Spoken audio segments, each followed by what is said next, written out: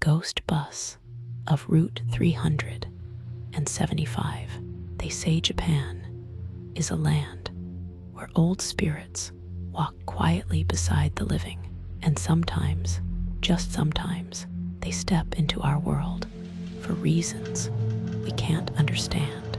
Tonight, I'm going to tell you a story that has traveled from one village to another, whispered between bus drivers and feared by those who work night shifts. This is the story of the ghost bus on Route 375. Years ago, near Hiroshima, there was a long, lonely road known as Route 375.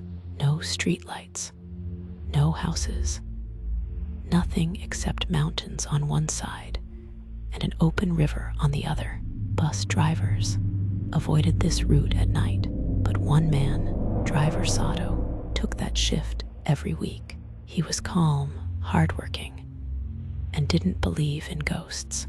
That night, around 1:15 a.m., Sato was driving an empty bus back to the depot.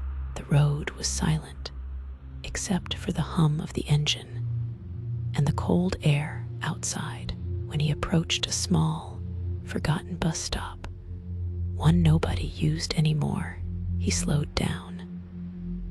And that's when he saw her. A woman stood alone at the stop. She wore a pale white dress. Her hair was dripping wet, sticking to her face. She never lifted her head. A cold feeling crawled down Sato's spine, but being a responsible driver, he stopped and opened the door. "Where are you going at this hour?" he asked. The woman didn't respond. She simply walked in silently and sat in the far back seat. Her feet left wet footprints across the floor.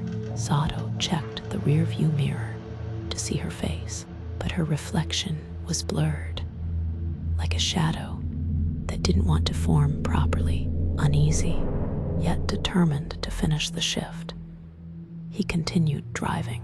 As the bus moved deeper into the dark road, Sato heard it, a soft dripping sound, plip, plip, plip, like water falling from soaked clothes.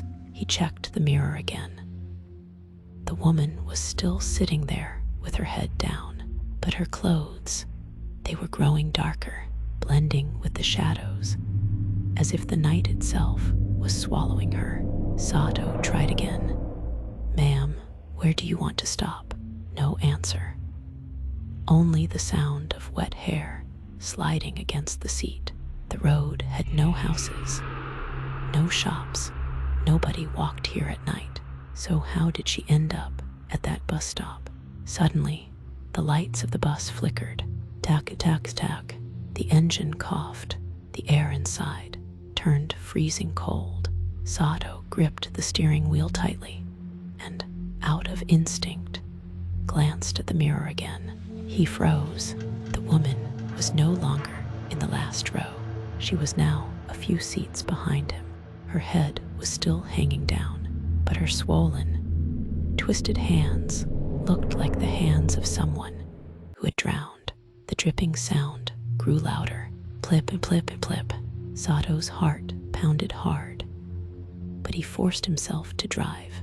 Then, as the bus approached a sharp curve, Sato saw something on the roadside. An old memorial, flowers, candles, and a photograph of a woman, the same face, the same long, wet hair. Years ago, a young woman had drowned near that exact spot. They say she boarded the last bus one night, but never reached home. Her spirit still tries to complete that unfinished journey. Sato's breath trembled. He looked at the mirror again. The seat behind him was empty. No woman, no water, no footprints, no sound, as if no one had ever boarded the bus. Shaking, pale, and terrified, Sato finally reached the depot. The staff rushed to him, asking what was wrong. His voice cracked as he spoke one single sentence. I picked up a passenger, and she never got off. After that night, he never drove Route 375 again. And even today, late at night, drivers pass that abandoned bus stop without slowing down, because they say, if you stop, you might still see her waiting there, with wet hair, a white dress, and a journey she never completed.